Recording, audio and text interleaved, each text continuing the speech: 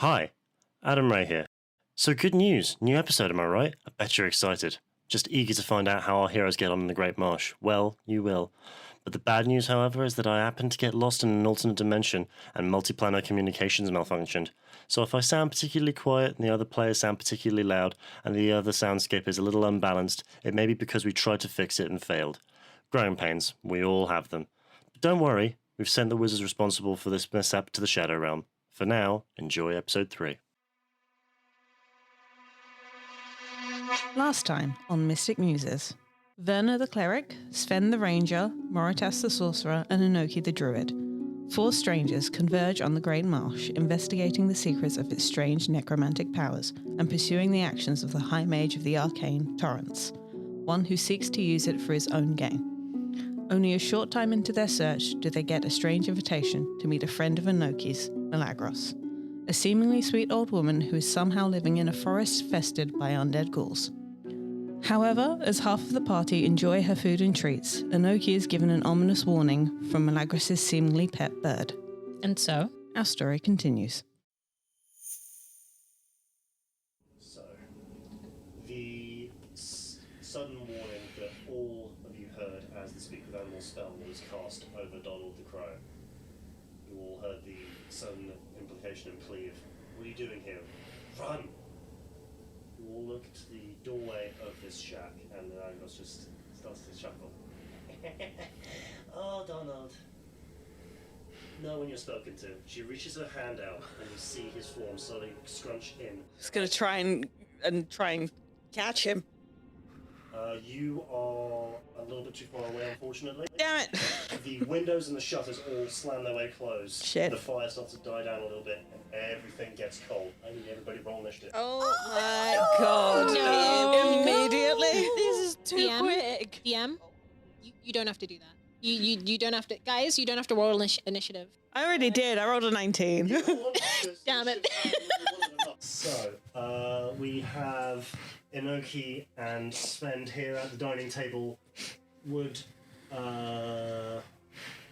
Last we had it, feel was like- Verna, what were you doing? I think I was near the window, keeping an eye on outside. Lord Elderwood. Yep.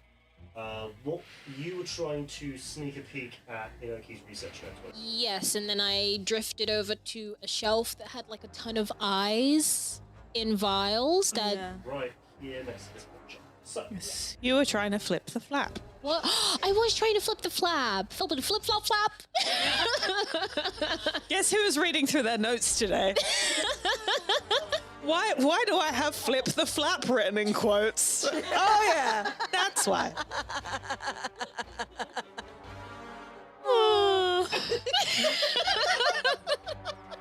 That was very insane. That was very Very insane. satisfying. That was. Betrayal is now breaking the headphones. Treya's ears have broken. Okay, sorry. That was chaotic. So, Feel like that's just becoming our brand at this point. oh Yeah. Pure chaos. I love how we have the name like Mystic Muses, as if we're elegant and So you know, elegant, and then you listen, to the podcast. It's like initiatives. 21. 11. wait, no, actually, sorry. I'm a 19. I got confused. I got an 18 plus 1. Sorry. 13. So, here we go. At the outset, it looks as though she's very slowly starting to levitate. Her ashy grey hair is starting to float on ends, and a deep purple glow is filling her eyes. As her hands extend, crackles of light start to move between the gaps in her fingers. At the top of the round, Verna. I'm gonna drop a bless. Nice. I feel like Sven would turn to Enoki and be like, is this normal? Yeah, so it's 3 creatures of my choice within 30 feet of me. That is all of you. And you get a d4 to add to a saving throw or an attack roll Delicious. for a minute if I can hold concentration.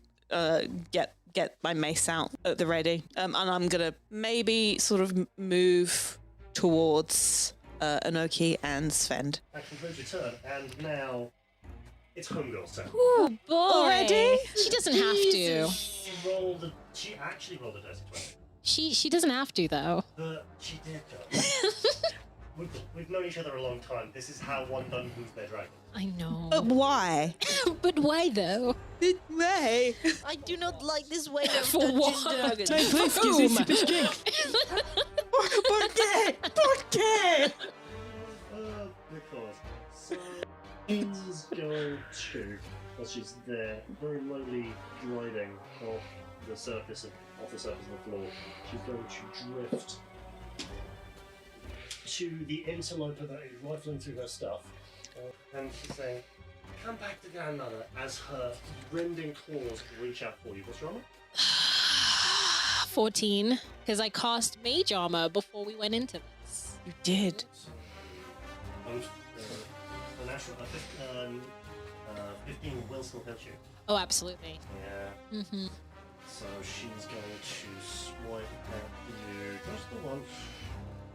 So nice of her to only do it once. It's really kind. I know. Swipe at you for 16 slashing, and you feel just like this pulsing, just deep across your shoulders. He kind of stumbles back into the bookshelf as she swipes at him. Yeah, it bumps and you hear like some of the jars rattle. Doesn't say anything. You can't. Yeah. Sucks, doesn't it? Oh yeah, true. You can't say anything. Not even an ouch. Owie! Not even an owie. You've made a character that can't ooh. He can ooh in his head though. And no one will ever know. The oohs are only for me and my wife. And we come to everyone's favourite, Sven. Hi. So you see her float your way across to your very rich and well-dressed friend. Before your turn begins, I would like you very much to roll a Constitution saving throw. No. The crumpets. 17. So you feel your stomach and your insides churning full of food. Uh-huh. You just like gird your way down as you stand up there on the table. You look down and see Marvin bring his little thing up to bear. So you feel it sort of like mash your way down, but you just feel some bubbles move around inside you, so you move past it. So it's your turn. What do you want to do? Okay, so... Fucking hell. Sorry. Yeah, because I was thinking maybe one of the spells, but I don't think any of my spells are actually good for this. Ooh. Actually, I'm gonna use Snare and Strike. Ooh. A writhing mass of thorny vines will appear at the point of impact, and the target will be restrained by the magical vines until the spell ends. Very nice. And I think we need to restrain her in some sort of way. Very much so. So as you take one of your arrows out, you very lightly Yes. lift into it, Yeah. bring it up, and for your attack, you shoot the arrow. So roll your Mhm. bow goodness. My bow of goodness, and that is...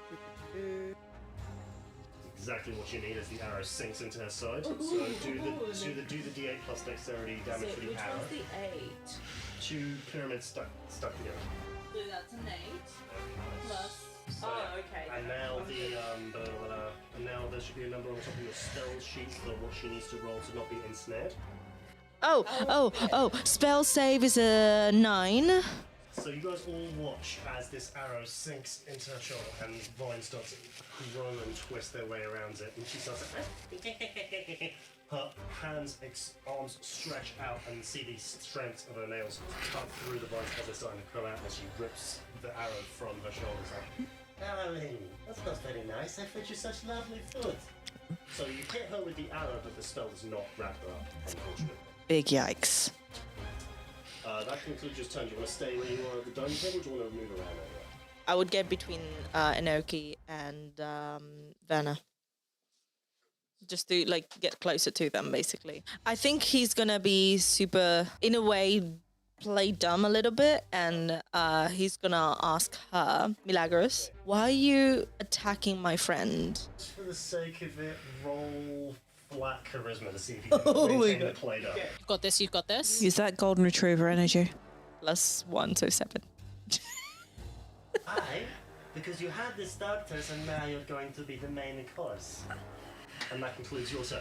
Enoki, you are full of slow-cooked and delicious crumpets. Make a Constitution saving throw. Got this. You got this. You got this. 8.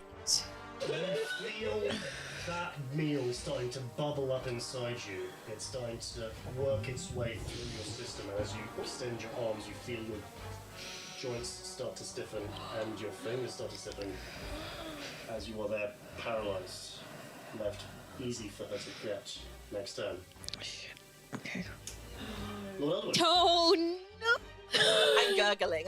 My stomach's still gurgling as I'm paralysed. Like, Can add the d4 onto this because of the bless. Oh, that's true because it's True. a It's a saving saving throw. throw.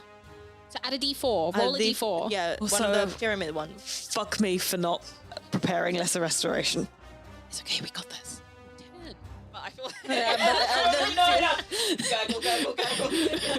We're in the bargaining phase. Lord Eldwood, this Yep.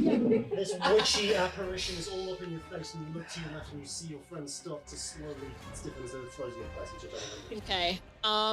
He is going to connect with her telepathically, but instead of words, it is just this, what she would assume is a scream of pain from him that just drives a spike in her brain as I cast Mind Sliver as a bonus action because I am using my sorcery points. But first, as you reach into her mind, the frequency has changed immensely what's going on inside her head. So when you start off sensing from within her mind, it's the working, crisp, and smooth, buttery taste of the perfect crumpet. But as you're sensing it and tasting it, the mind writhes as hundreds of ounces start pouring out of your mouth. Not within your mind as far as you sense it. That's what the connection tastes like, because that's apparently how you...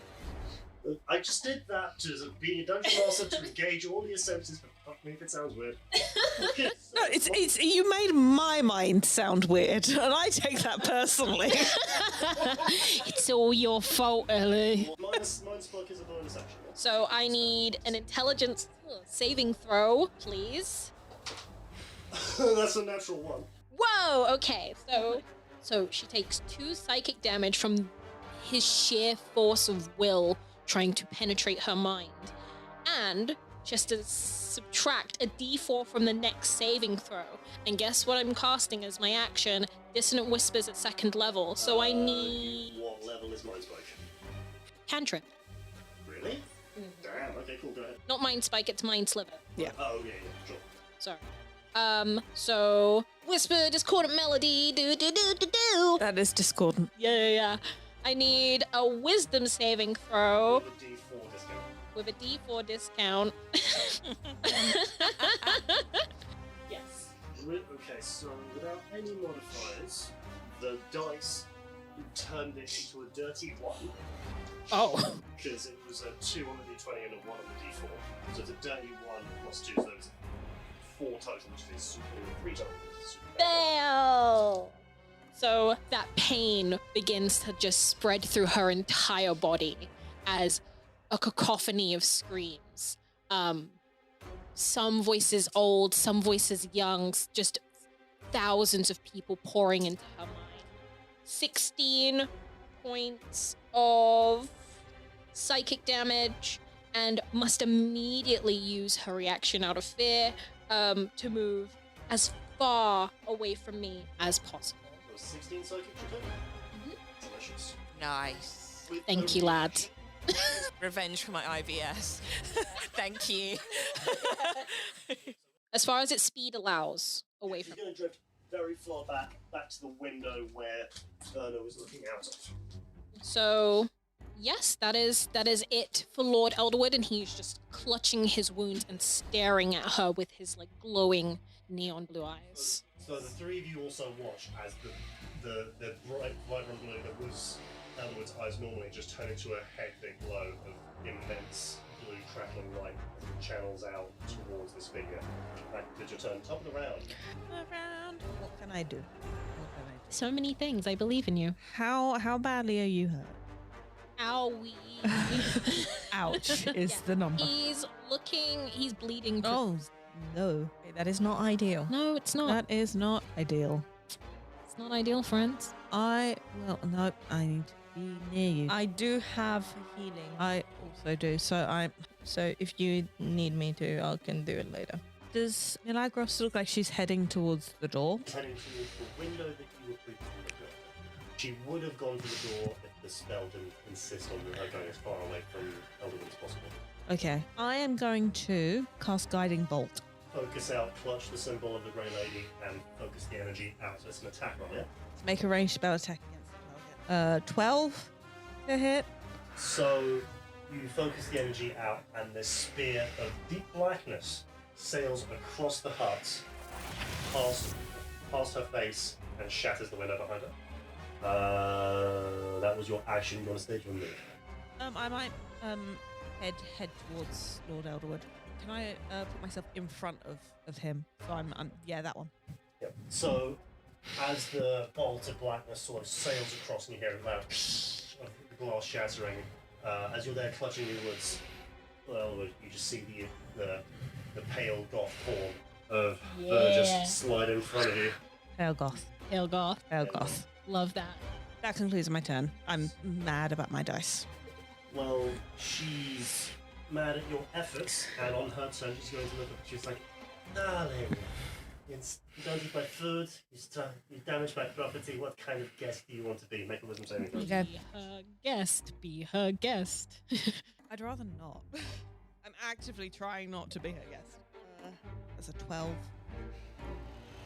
That is the DC, so you feel her words suffuse with magic as they sort of get into your mind, but you don't let any of them on because sticks and stones and all that, and also you don't care how much she thinks. And I'm going to say, you're being a bad host. So somehow you all watch as Vernon just holds up an Uno reverse card. Why do you have an Uno reverse card? For the benefit of the listener, our DM just pulled an Uno reverse card out of nowhere. Incredible. I appreciate that when you pulled the card out, the entire room erupted in nonsensical noise of, why do you have that on you? It's going to be constantly edit that concludes her turn. She's there, embarrassed but standing her ground. So, you've seen her rush to the window, swirling with purple psychic energy as projected by Lord Elderwood. It's your turn. What will you do? I think I'm gonna cure some of his wounds because I have the cure ones. I think you have to be within touching range. Tag you're it. Tag you're healed. I do not like that. It's okay.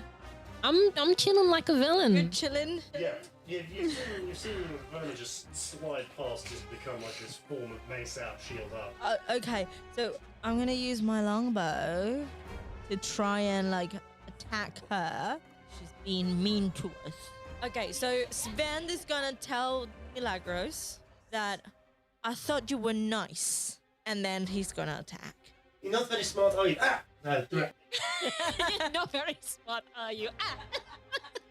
A 17. So Nice. Sierra sail out and again strike him in the shoulder where you hit her before. Who's now? Then we have a 3. Oh, it's okay. It's okay. All damage is good damage. I tried. That's the way I look at it. It's like you hit her for 1. That's 1 less hit point. It's true.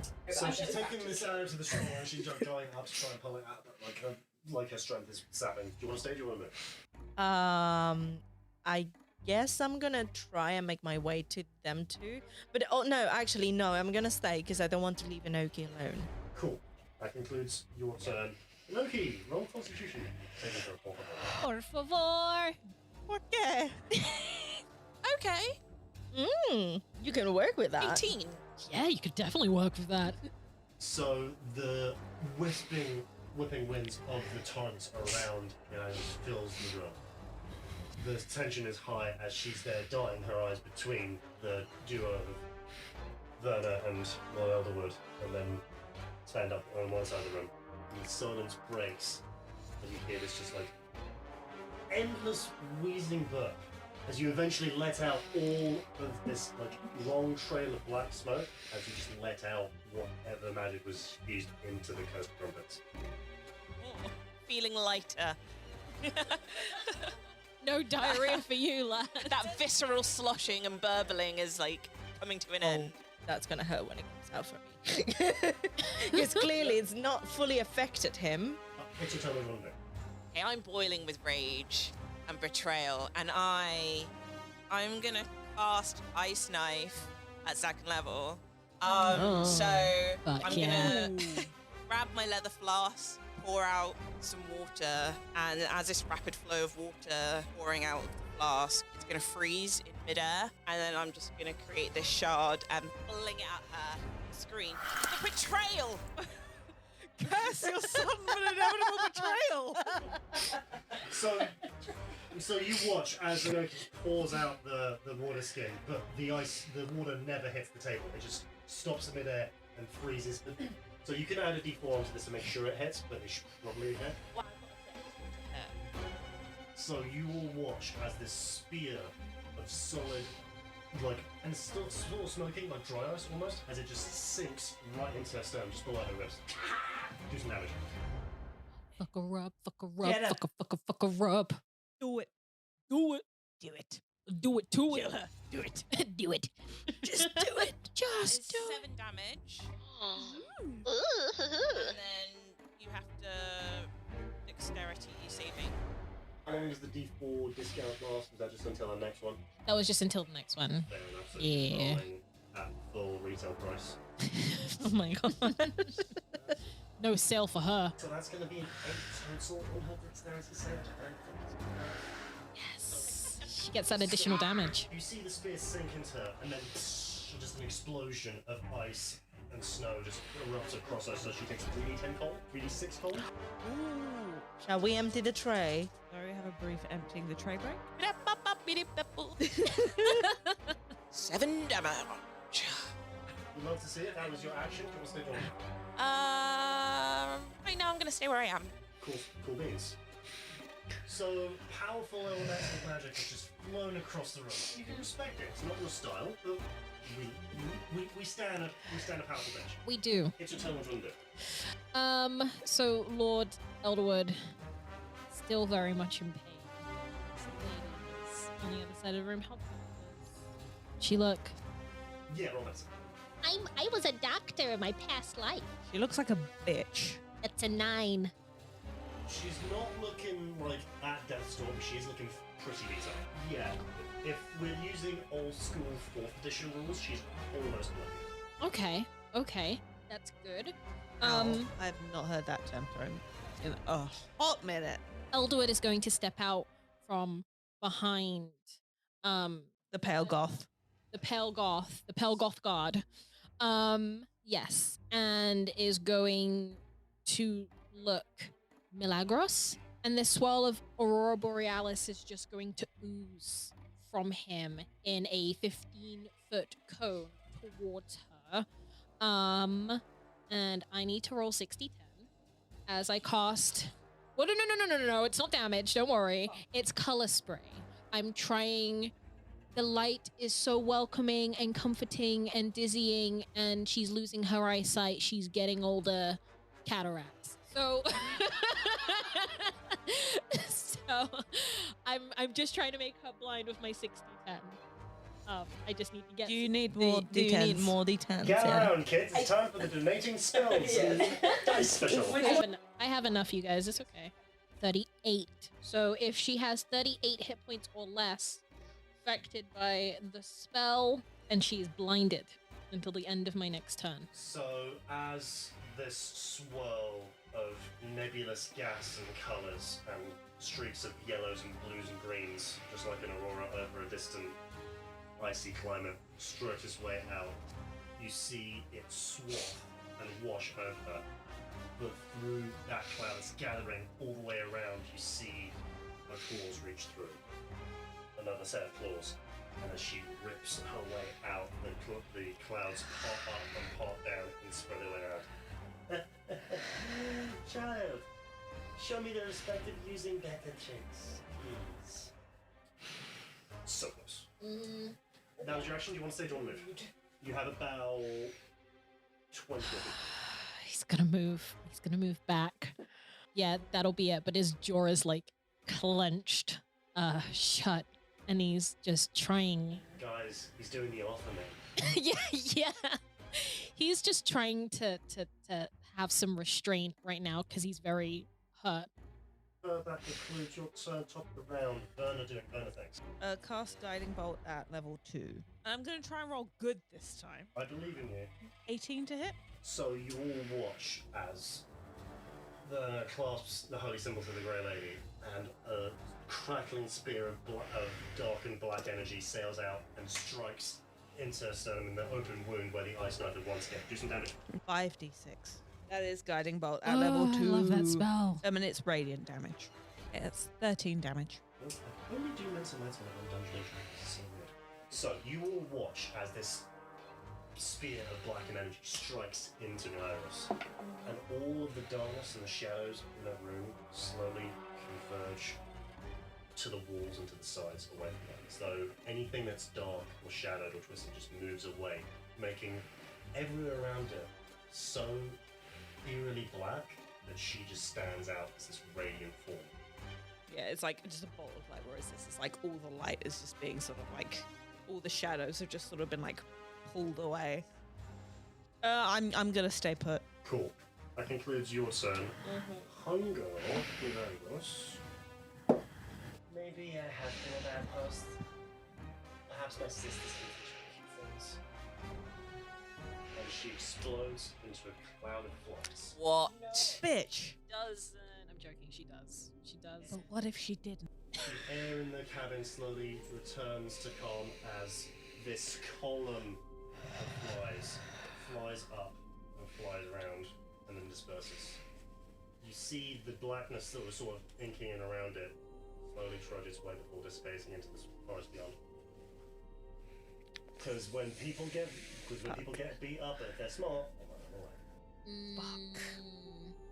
How's the crow? How's Donald? Where's Donald? Where's our boy? And into the cage. Oh, into the cage. Right. I'm gonna drop a Cure Wounds on Lord Elderwood. The team of Inoki and Sven rush over to the cage, throw the top away, and you see he's sort of there on his back, and like as the light comes up, he just sort of flips up to his side. It's like, did she go? Ah, she's gone. Okay. Can I go now, please? I have a couple questions for you first, if you don't mind. Sure. So you said that we need to run away? Just... Because you're the fifth set of adventures this week that she's cut up and put into her pies. They're baking in the oven downstairs right now. Mostly she feeds them to the zombies to keep them around. That's a point. And how long exactly have you lived with Mila? About 40 years back when I was still human. Used to be human? She changed me. It was a messy divorce. Oh shit. I have a friend very far away who's written to me about his struggles about being a rabbit. I think he could help me change back. Where is it that you need to get to? Belotan. So are there any other strange happenings that you've witnessed, other than people getting put into pies? Well, a few days ago, someone built a strange tower maybe a mile northeast. Is that where all of these zombies are walking to? The few times she ever lets me out to fly on my own, that's where I've been seeing, yes. They're sort of standing around it, like they're watching it. Do you know who might have put that tower there? The zombies were building it, so they're being controlled. Any idea why? Like, what's the purpose of the tower? No idea. I think it was waiting for something. I wonder if that has any connection with the eye. Sven does that as a general out loud question for everyone to hear. Possibly, maybe. Is there anything else you need me to tell you? Do you potentially have any ideas on how we could best Mila from your experience? You were married, right? If she's going to find her sisters, she's going to channel some of her magical power with them. They're other witches like her, about as powerful. How many sisters does she have? Just 2. Witches, they come in 3s. Hey, it's a strange tower that's been built by zombies. Could possibly be connected with Torrence. Oh, is that the mage? The mage you Yes. mentioned, right? That's the mage that attacked. I'm gonna cast Cure Wounds at 2nd level. 13. You get 13 hit points back. Thank you. That's okay. See the blood slowly reverse, run its way back up into the wounds, and the wounds slowly close. Is there anything else? I have a long fly ahead. I mean, it would take you a considerably long time to get to 𝑙𝑜𝑎𝑑𝑖𝑛𝑔, wouldn't it? Weeks? I don't know. Just gonna fly south and hope for the best. My wife is quite well adept at magic arts. Perhaps she can help you. You did help save my life after all. Perhaps.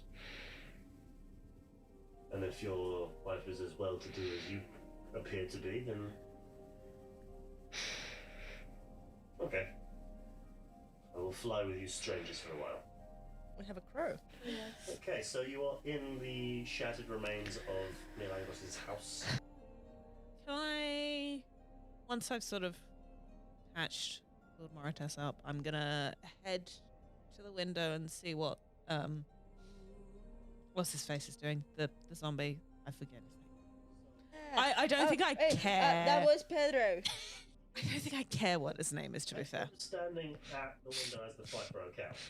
Okay. So you see him standing there now, and the blue gem that was in his forehead go dim, Mm-hmm. and you see him slowly turn northeast and start to trudge. First point of order, I guess. Is everyone okay? Yeah, I'm fine. I think I'm fine. I think the crumpets will hurt eventually, but I'm fine for now. I feel like Sven will like go onto the jar and like look for Marvin just to make sure that Marvin's Did you feed some to Marvin as well? Yeah, I did. Oh shit, Marvin! Is Marvin Bubbling okay? in there. Yeah, I did. Toxic. It's toxic in So I there. want to it's toxic in there. Oh my god. I might have to change the water. I think at the mention of Marvin, Verna will shoot Moritas just like a look. As you hold up the jar with Marvin in it, sure enough, there's like maybe a fresh layer of like crumbled up crumpet dust sort of sunk to the bottom of the jar that he is not been able to digest in his tiny fishy form. Lord Elderwood, you look across and you see the strange scowl. It's just their normal face. Lord Elderwood's voice will creep into your mind. Are you okay? Verna is gonna try and respond also back in your mind. Like they're gonna try not to respond out loud. So both Sven and Inoki watch and both have a staring contest. He looks at me and I look at him. He looks at me and I look at him. You both watch as the vibrant neon blue turns a little bit more hazy, but you look as the Vanta black turns into a more noticeably handleable black, or even a dark grey, as they're having a psychic conversation between the two. There's something not right about that fish. What makes you say that? I did a little bit of just a cursory look to see what exactly we were dealing with in terms of beings, and Mila pinged up as a fae, and there are undead around, and that was expected. What wasn't expected was Marvin. Marvin the fish. Marvin is an elemental. I think we both just turned. Slow pan look at the fish in the jar. Ben's then gonna turn to them and be like, "Are you guys okay?" What do we tell Sven? We are fine. Sven, roll inside. He's just really worried about Marvin. A little 7. So yeah, everything's fine. I love that he keeps missing this. Just making sure that Marvin is okay. Yes, we're making sure that everyone is. Yes. Is everyone okay? Physically, yes. I guess I'm okay, but my feelings are really hurt because the betrayal. Right, you yelled that out. Yeah, I thought we were friends to a degree, so her attacking us and is something unexpected. I guess I'm just processing. The shelves to the far right, you hear Donald as the last few minutes of your speak with animal spells ends. You hear Donald say, Oh no, she didn't care about you at all. In fact, she said after you left your first village that she was very exciting because she had never eaten dragonborn before. In Donald's head, Lord Elder was going to be like, Why on earth would you say that to her? Did she need to hear the truth right now? There is a time and place. Stay silent. Roll intimidation. Oh my god. why did you lean away? You physically leaned away from me. That was scary.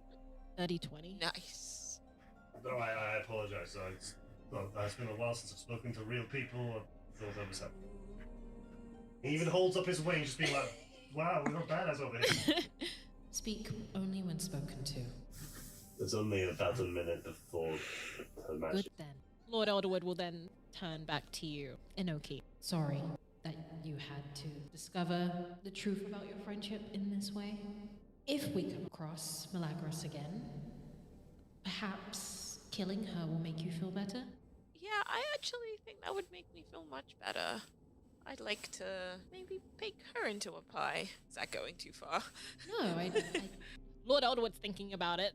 Is that going too far? It takes him a moment. In the back of your head, well, would you just hear a... Got a very familiar feminine voice. My wife. My wife. No, I do not think that is going too far at all. Sometimes people need to be punished. Does that mean we're actually gonna go find her? Not now. I think we have bigger fish to... Bigger problems. There is a problem. That's pink and bright, and we need And to deal in with the it. direction that we need to go. Yes. Because the little glowing gem that 𝑚ilagros' pet zombie had went out. The two other zombies, both in immaculate tuxedos, also start to slowly walk past the window and off in the direction of the pink. Yeah, they're joining the migration as soon as she left. The sooner the better in terms of us leaving and checking this out. As long as everyone's okay to keep moving forward. Sven is gonna take a second, double check with Marvin, and say, like, should I keep going? Just like enthusiastic nods from the fish. I'm not gonna die, am I? Marvin just sort of like looks out to the pink I one. think Marvin needs you, so I don't think you'd be dying anytime soon. What do you mean by that? He's a fish. You keep him alive. I doubt that your pet would lead you astray. And then Sven just puts it back on his waist. Very quickly, is it possible to just search the area and just see if there's anything of any interest before we leave? Or, you know, horrifying things. It's either going to be great or it's going to be a You nightmare. might have had a few spells here and there, you know, like potions. Who wants to lead an investigation roll? I think Sven is definitely not the one to do so. Whoever rolls it will roll it with advantage because another member of the party will be helping. I would like to nominate Inoki. 13. You scour the bookshelves and there are various strange like scribblings of fairly in-depth rituals for bending beasts and undead creatures to your will. There are a few cookbooks that talk about tenderizing meats very specifically, which now reads very creepy given the context. To quote some very obscure lyrics from a very obscure rap song, I kept recipes for human flesh in my mother's cookbook. You find a jar with 67 eyeballs of varying sizes and species because they're all turning and staring at you guys as they move around. And as you get close, all of them look at you, but as you step away, some of them look at some of you and some of them look in random directions. I feel like Sven would like go into like to look to the eyes and then take Marvin and like show him around to have a look. You hold up Marvin, but the eyes turn away from Marvin. They don't want to look at him. Oh, I'm sorry, Marvin. They don't like you. So 𝑚ilagros had a reaction to Marvin as well. Yes, 𝑚ilagros did have a reaction. True. You find a doorway that leads to a set of steps that lead downstairs. That's where Donald said all the baking happened. Could be a trap. Your investigation does not show that this passageway appears to be trapped. Guys, I've noticed this door here. It doesn't seem to be trapped from what I can ascertain. Do we want to check it out? Do we want to see what's downstairs? I think we should do a full sweep of this place and then leave. So, if she does come back, she doesn't have anything to come back to. Perhaps we could set this place on fire or something. Okay, so Sven is gonna lead the way and start walking down the stairs. What better way to make sure that she doesn't have the same tools or anything? So, as you step your way down the stairs, you turn left, and green glows of magical light automatically light their way up in a 15-foot by 15-foot square. So like 5 meter by 5 meter, your metric frame. Thank you. On the left wall, there are 9 little holes sort of set into the stonework, and there's palpable heat coming from some of them. Like, they're wide. They're about about a foot wide, like three quarters of a meter wide, and filled with like the dying embers of red flame, and the whole room just has this gorgeous aroma of thyme and rosemary and flesh plus heat barbecue. Across the ceiling is a forest of meat hooks, some of which still have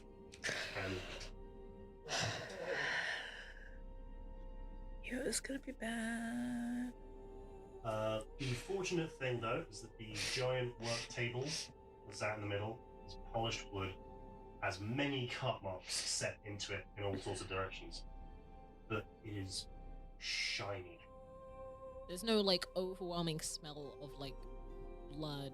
They're all covered by the seasonings, and what looks to be 3 of the 9 ovens look to be still hot with flame, and the bottom 3 shelves do. Two of the ovens on the bottom shelf have like fairly large pies still going in them, and the other one has a tray of maybe 14 contents. On the far left wall, there is a rack that goes wall to wall of knives and cleavers of varying size and varying degrees of cleanliness, and like on a pedestal, probably about the size of like one of those hammer strength tests at a fun fair, but it's sort of like studded on both sides that you can presume she used to tenderize meat or cuts of meat from beings that are much bigger than herself. Do you think it's still too far to burn this place down now, Vernon? Just as long as it means we can just get back on track and get going. I don't want to be here anymore. Sven is gonna look at that tenderizer thing. Is it too big? It's like if you pick it up, and it's remarkably well balanced. Like firm like grips around the handle, long wooden handle, wood to metal detailings on it. Like you could use it as a reasonable weapon. That's what I was thinking. Hey guys, do you think I could just take this for just, zombies? Bernard just goes back upstairs. So done. Was done from the minute they walked in, to be fair. Lord Elderwood, just as everyone's like beginning to like leave, is just gonna like take, I don't know, cooking oil, that'll work, right? Just using his kind of like telekinesis, like his mage hand, to pour the oil everywhere, and we'll just get some kindling from the fire and set the room alight as much as possible. And then when everybody begins moving out of the hut, we'll set the place ablaze. So after a while, flames start to peel their way up from this basement cooking workshop into the main thoroughfare of the house itself. Whatever books were not of interest like start to pile up the fire in the heart of the swamp, and the 4 of you stride your way across the swamp, following the direction of the hectic pink glow as the rest of this house goes up in flames behind you. So the 4 of you wander your ways back into the tree line, and you see this procession of the other 2 zombies are starting to trudge their way north, and eventually you overtake them as the pink light flashes another time, casting deep pink light throughout the gaps in the trees. And as you get closer, you feel it start to thrum and vibrate in this area. It now flashes again much quicker than last time. thick pink glow until eventually, as you trudge for maybe 15 more minutes walking, you get to a place where the zombies start to get more and more populous. There's 5, 7, 11, 15, 20, 30. And so eventually get to a point where some of the trees have been leveled, cut down aggressively at stumps into a new well-made clearing. The deep earth starts to turn black and become like a thick, pulpy marsh and ichor to it, where some of the reeds have been spent back and snapped back from the force of the magical glow. The tower, maybe 15 feet up, I'll check the numbers on that in a second, made of the same deep brown and black wood, has been knitted together, cut down and reshaped into like a very simple structure of like cross beams and then 4 pillars surrounding their way around. It sort of builds itself up to a natural platform on the top, and on the top, about 6 feet tall, an immense pink crystal. And as you see it floating there, not on any pedestals or any floating apparatus, it's just there floating magically and is spinning rapidly, like many revolutions per second, as it's gathering all this pink light. As you get to the edge of the tree line, you see a surge of pink energy whiz past all of you from your left, then another from your right as you hear it, and then another one. You see this pink energy is emerging from the chests of the zombies, and then up into the crystal, and the zombies fall inert. Whatever magical energy that from the swamp itself that was keeping them up, slowly starting to go its way down and gather into the crystal. Way above you, the air shimmers, and the sky around you darkens as a 25, 30-story black stone tower floating in the air emerges right above this crystal, and a column of pink light surges its way up into the tower itself. What is going on? Some force up in this tower is pulling the energy from the crystal as it is pulling the energy from the zombies around it, and another beam shoots down through the base of the tower into the ground itself. Everybody roll initiative. Oh, For fuck's sake! We're gonna fight a crystal? Before that, Vernon will just say, I've never seen anything like this before. 9. 15 for Inoki. 16. This is an old school 4th edition skill challenge.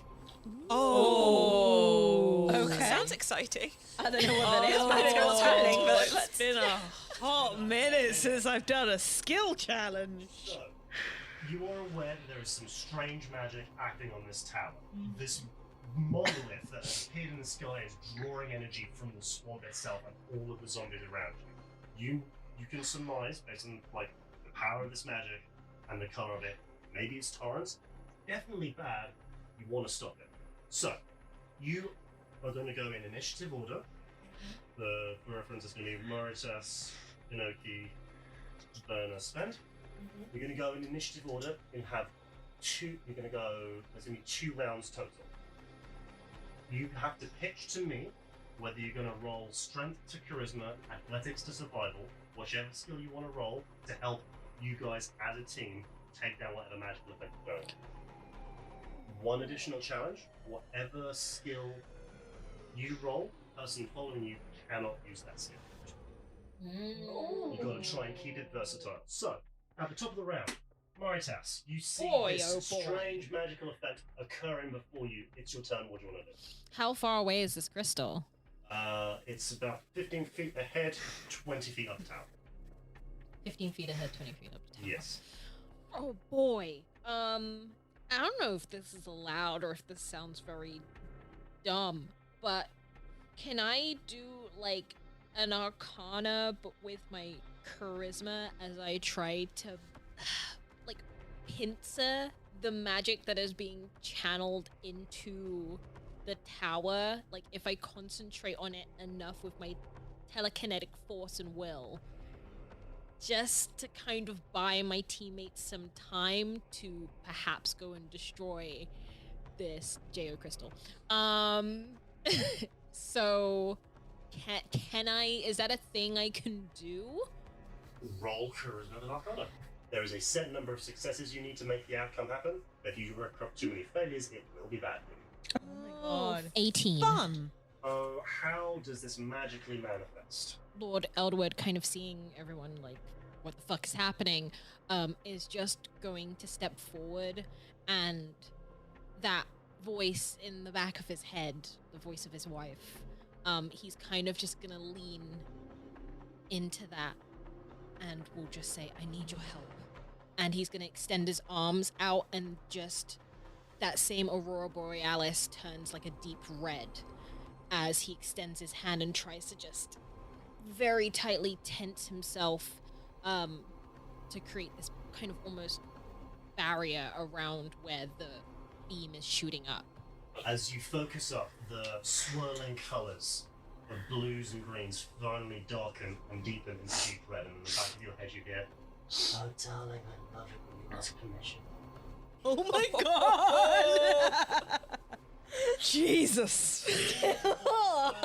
Deep red energy slowly twists into slender and very well manicured and very well kept feminine hands as they clutch at the column of pink magical energy.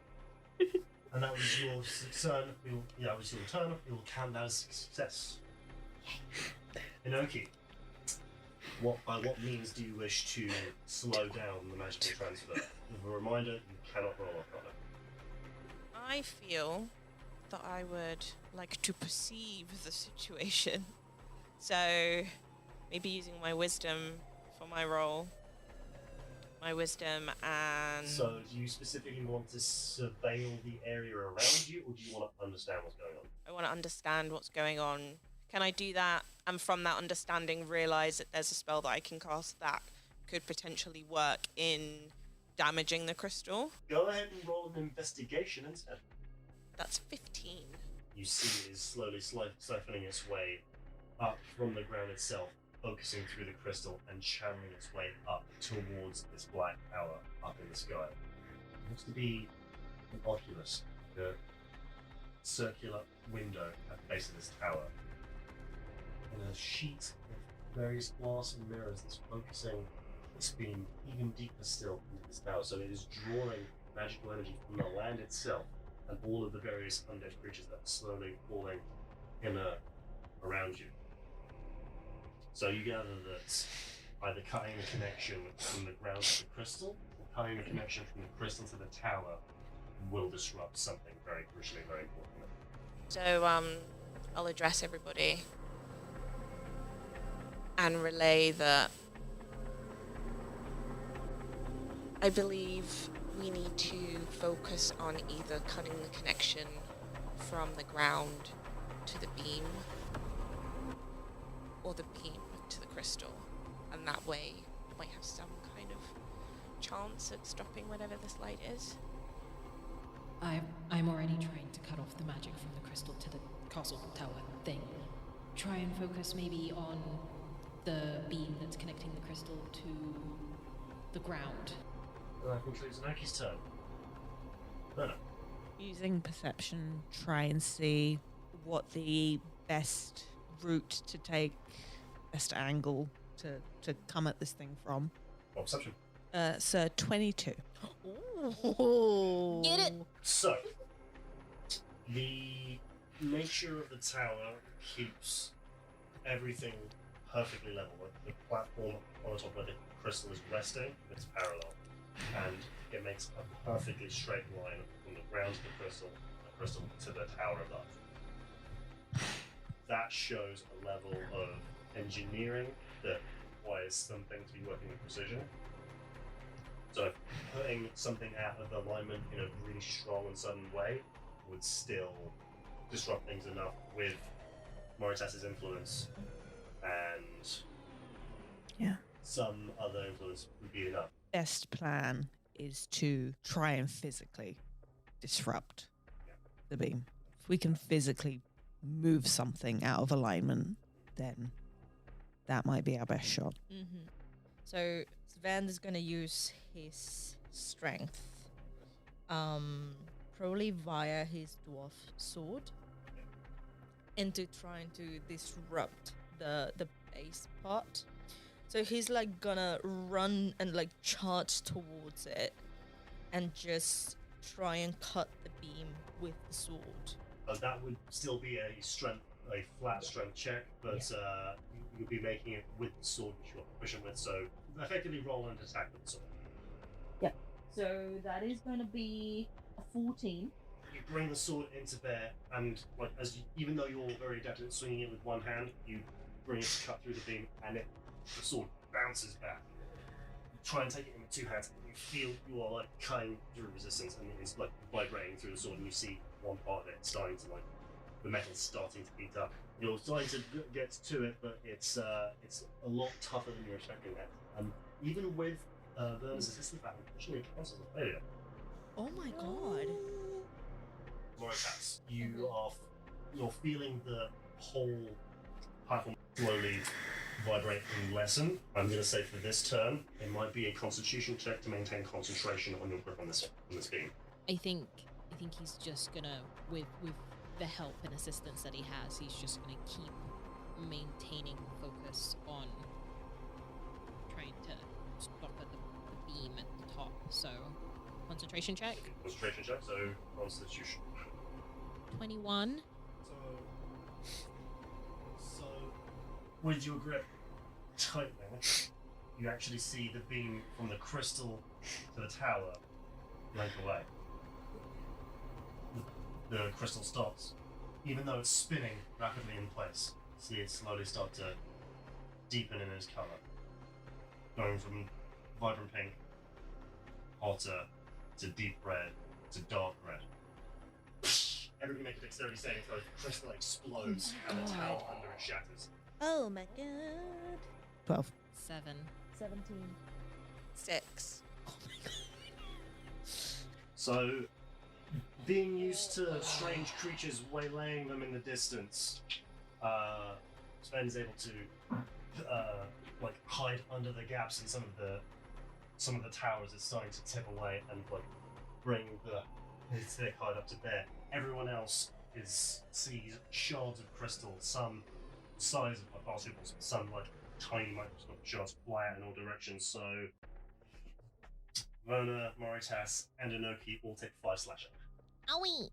But the magical energy that was by your feet, Sven, the pink that was arcing its way up, vanishes as the tower spreads itself and falls away in 3 equal pieces across the swamp. All of the bodies of the zombies lie face down, floating in the murky swamp water.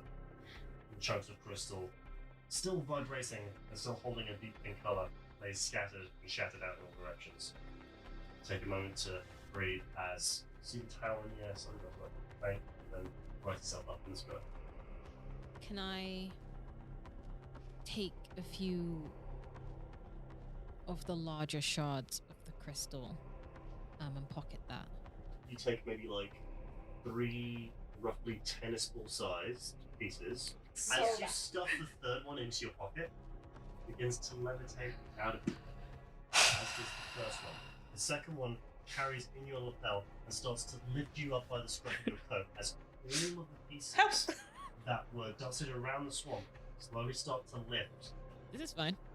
Can I try and Towards the... grab Moritas by the Wait. leg? I'm going where my people belong. I have to go now. My planet needs me. My planet needs me. It's floating towards the castle in the sky. Okay, can I cast Thorn Whip and try and stop you from levitating away? So, Verna has a death grip on your boot, and this vine has wrapped itself around your shoulders. Sorry. Just escapes from my wrist, very Whip Spider-Man style, and just Oh, I love that. elongates around you. I think we should ride these up. Our problem lies in the tower. Are there any bigger chunks of crystal that could? Okay. Basketball to that size of the table you guys are sitting on. Okay. If we maybe try and grab onto the larger chunks, that could carry the weight a bit better. Right, we gotta do it now, though. Recoil my whips. So, madly scrambling, you all find basketball-sized piece, one foot-long chunk, one that's about 3 meters wide, and one that's about very strange pop marks in it, and you all grab, you hold dearly as your feet start to wiggle under you as you slowly ascend your way up. Mommy, we're flying! Bubbles flare up as he's just looking down as the ground gets further and further away, as you see all the other crystals slowly bottleneck and converge to the opening at the bottom of the tower, with you all following it.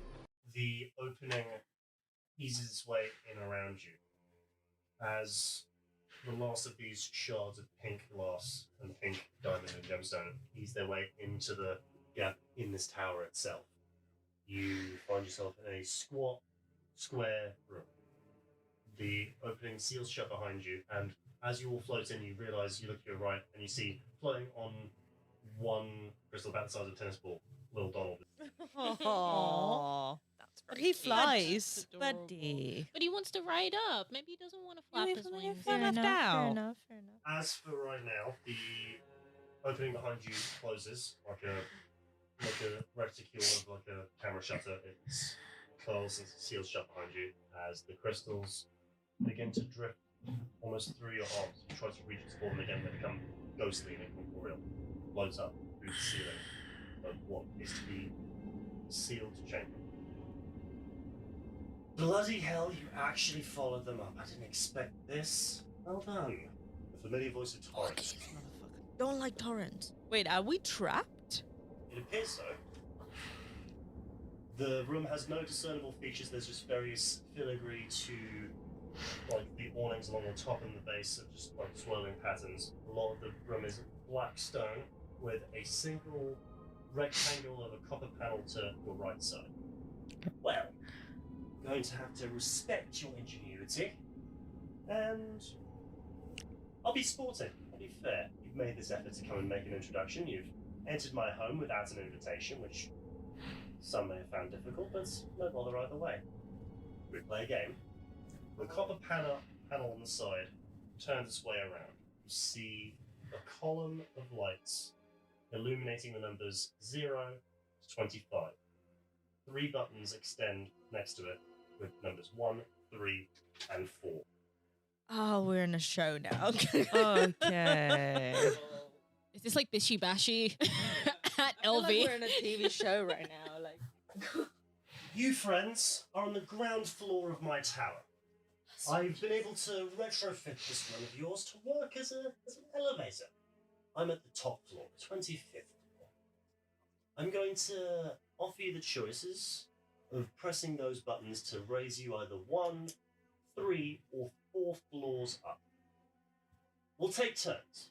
You rise some floors, I'll make you rise some floors.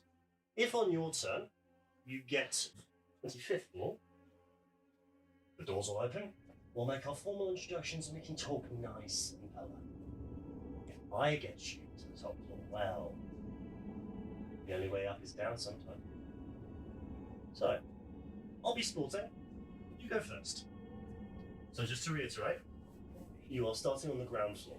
You have the choice of moving either 1, 3, or 4 floors up, and then he'll move you 1, 3, or 4 floors up. If you guys get to the 25th floor on your turn, doors will open, you'll meet Torrence. Or at least that's what he's claiming. If you guys pass and then on his turn, he gets you to the 25th floor, something good or bad may happen. Feel like it's going to be something bad. It's I really probably don't going to be something like bad. Not gonna be a fun treat. Okay. Okay, so we can either move 1, 3, or 4. Okay. I'm gonna say we start strong. Start strong. Yeah, let's go with 4. Yeah. Why not? Might as well. But I just want to preface for both our audio listeners and for my teammates here, I suck at puzzles. Yeah, me too. So I'm going with the flow. Yeah. I'm It's been a while since I've been given riding a the good puzzle, wave. but, Exactly. If you guys want to make any in-game decisions to maybe influence some things, I will let one person roll investigation with advantage to give you some insights. Definitely not spend. I'm sorry.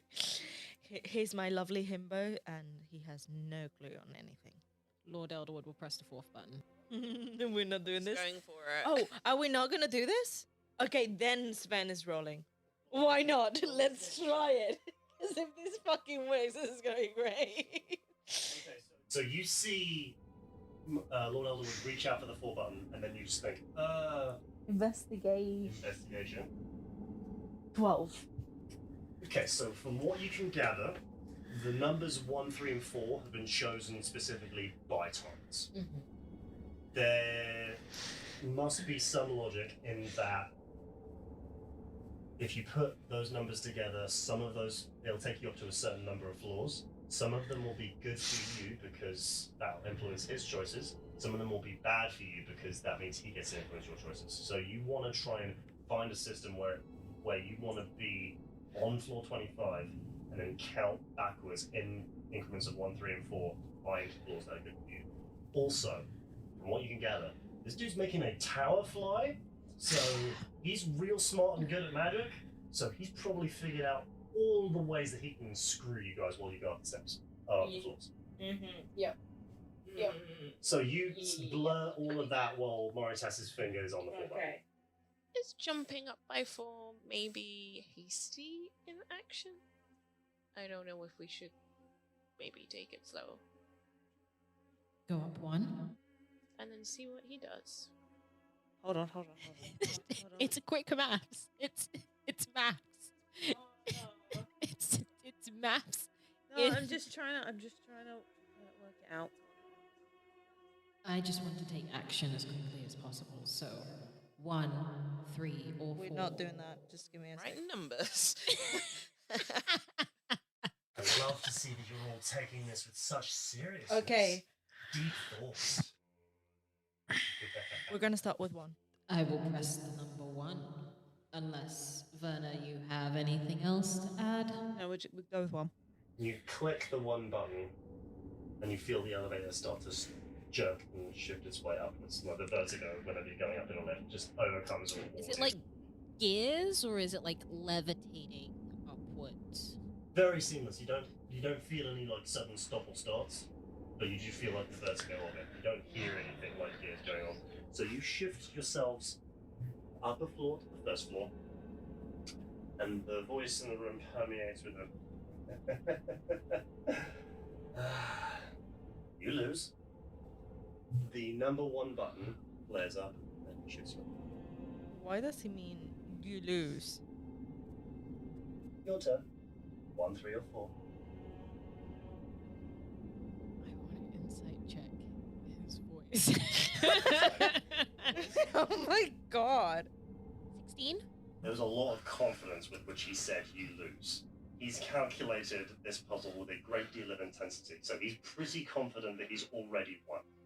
Is it a dumb idea to think of what would happen if we press 2 buttons at the same time? Does that combine the number of floors that we go up? He's thinking very linearly, so he's thinking 1, 3, or 4, but what if we press 2 buttons at the same time? He didn't say we couldn't. True. So maybe we play along a little. It's a good thing I'm saying this to you telepathically. Maybe we play his game a little, and then when we get close enough, we can just press multiple buttons. Ooh. To dupe him out a bit.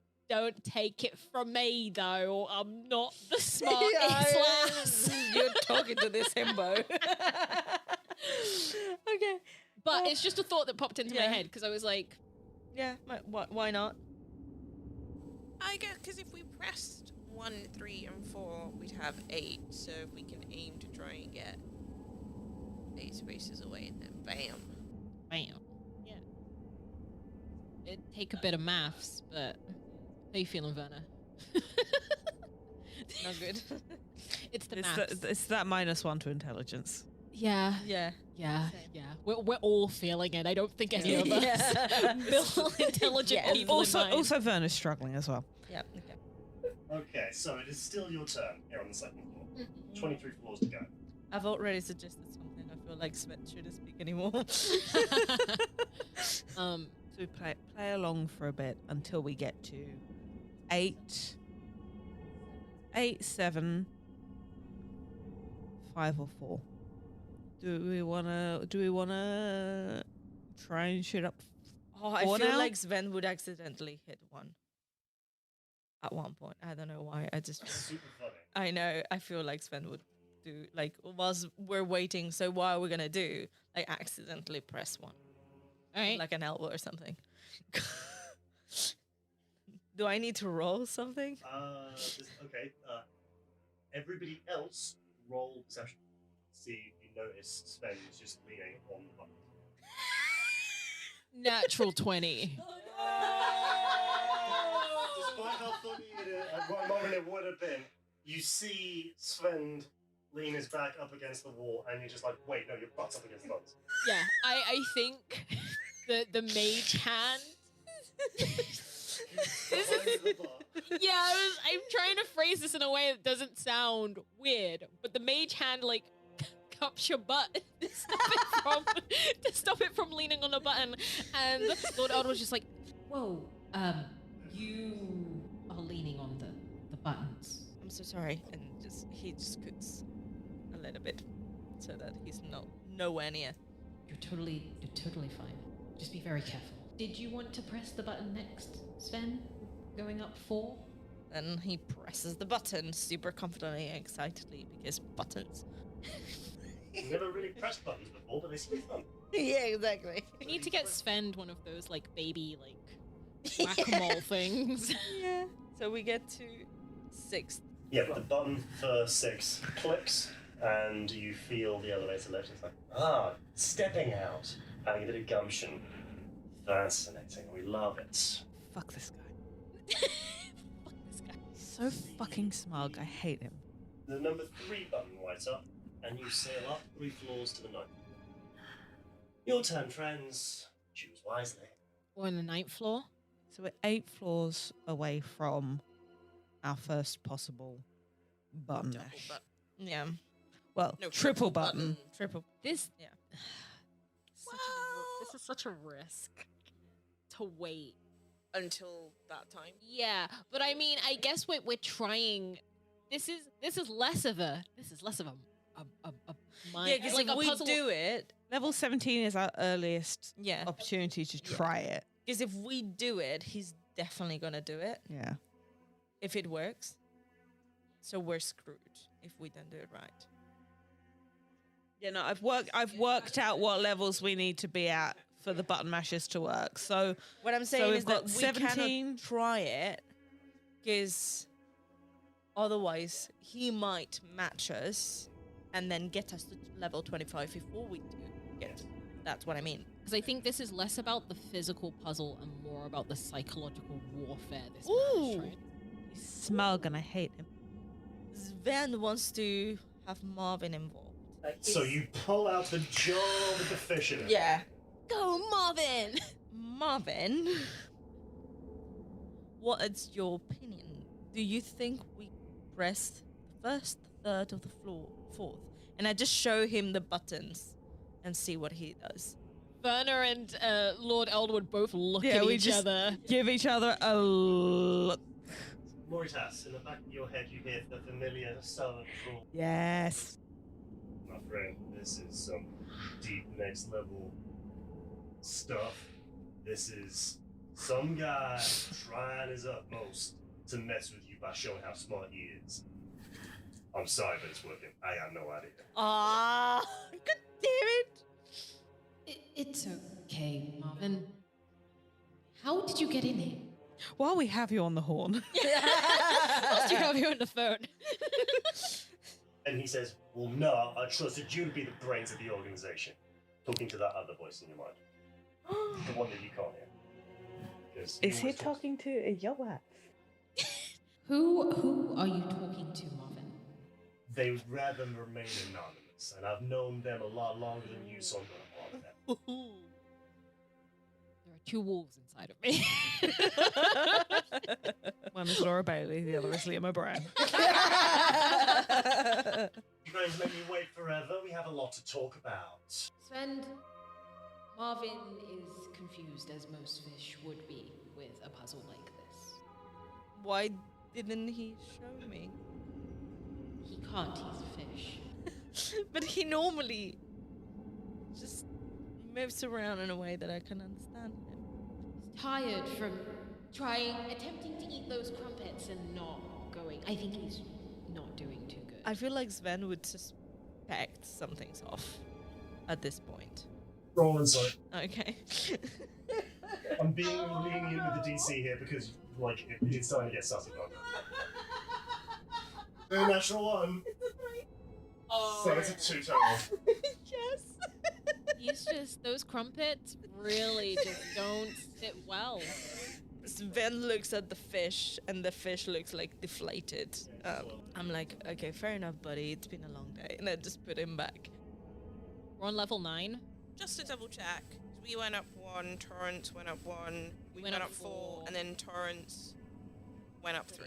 Yeah, he didn't match us. Yeah. Well, maybe we match him. Yeah, so maybe we go up Maybe, 3. yeah. One to Let's do tap. 3. Bring you from floor 9 to floor 12 before flashes and takes you up to floor 16. We go up 1. We go up 1. Unless we go up 1. We go up 1. Trying to math the math. No. We go up 1. We go up 1. We go Go up up 1? Yeah. Okay. Yeah, we have to. Lord Eldward will press 1. The elevator shifts a little bit. The numbers change from 16 to 17. Oh, that's disappointing. I thought we were trying to meet each other, but if you want to keep the snail's pace, then I can gladly oblige. The number 1 flashes up and you guys get to floor 18. We try 7. Try 7. Okay, whoever's feeling so inclined to try and press 2 buttons at the same time, roll sleight of hand. Oh, just before the roll, can I place my hands upon Elderwood's back, and you see little mushies sprout across your shoulder, and I will cast guidance on you. Guidance! Oh, thank That's guidance. It's an 8.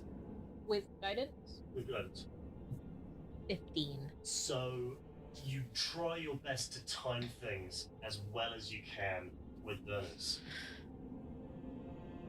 But because of the interference of because of the mushrooms slightly peeling their way out, a little bit of delay there. Your further with it was a little bit stronger than burners, so your pressing 4 was a little bit quicker than their pressing 3. Shit. No, shit. Just confirmed. 1, 2, 3, 4. And that lifts you guys up. 1, 2, 3, 4 to floor 22. I'm sorry. Brings you guys up to floor 23. Oh. We can't do anything. He's just fucking with He's just taking us to floor 23. There's no 2.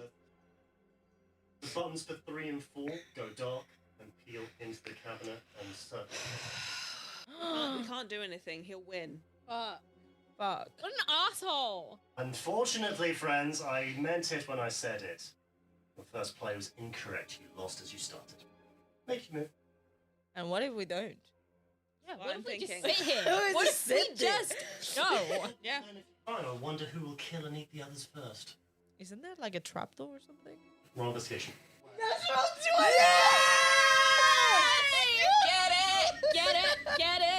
Get it! Get it! Get it! I'm gonna see if I have like any extras.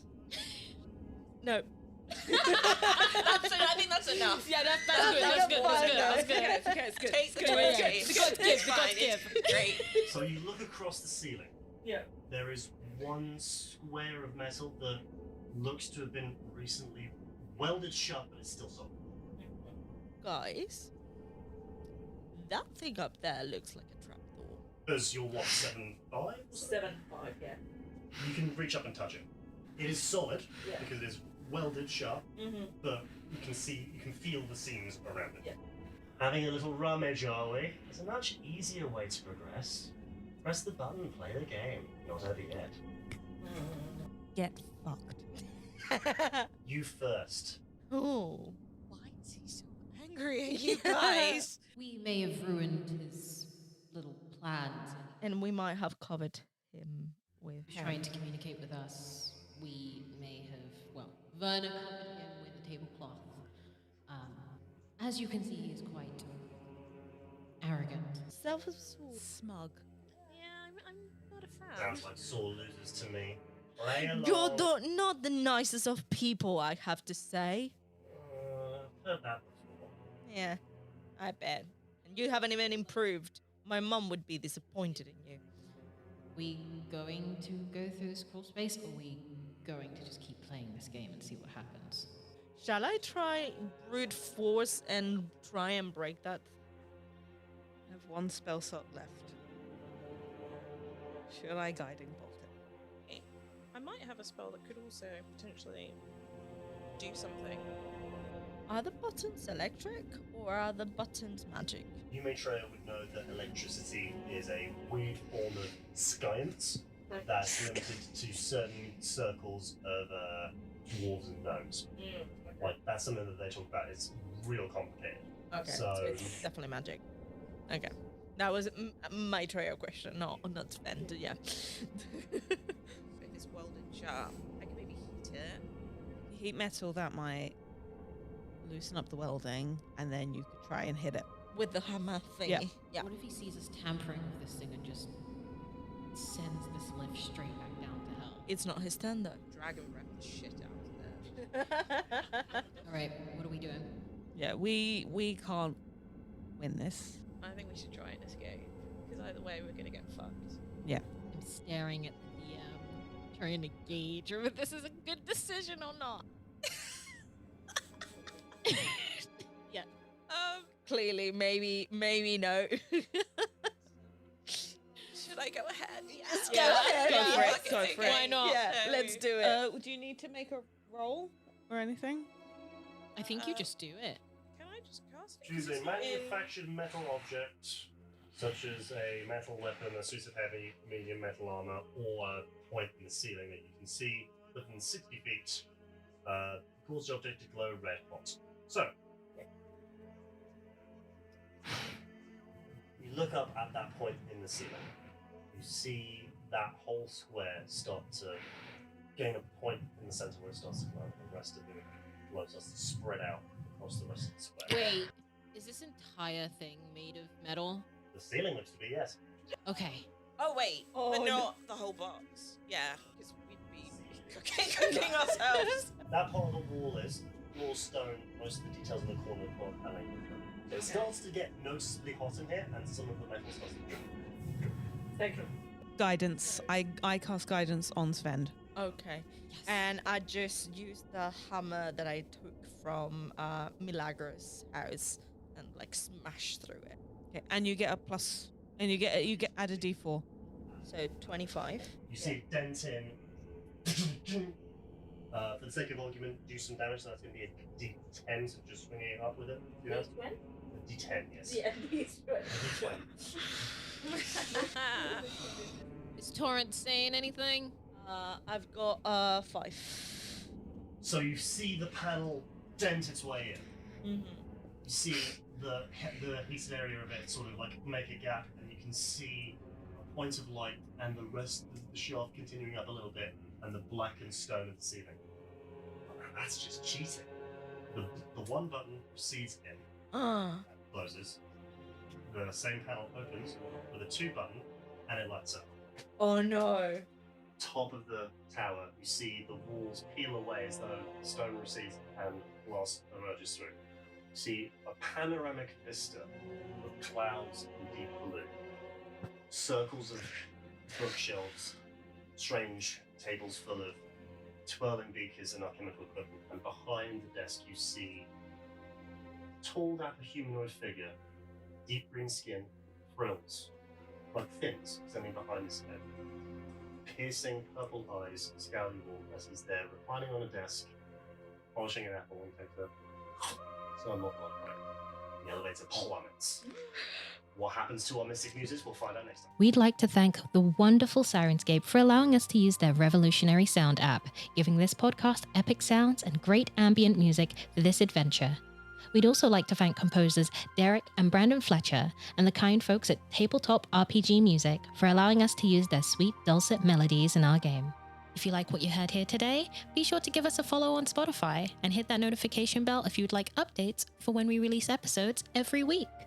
This episode wouldn't have been possible without our amazing cast. Maitreya, she, her, playing Sven, he, him. Danielle, she, her, playing Enoki, she, her. Asta, she, her, playing Moritas Elderwood, he, him. Ellie, they, them, playing Verna, they, them. And not to mention our wonderful DM and storyteller, Adam Ray, they, them. If you like what you hear, be sure to check us out also on Twitter and Instagram for updates. See you soon.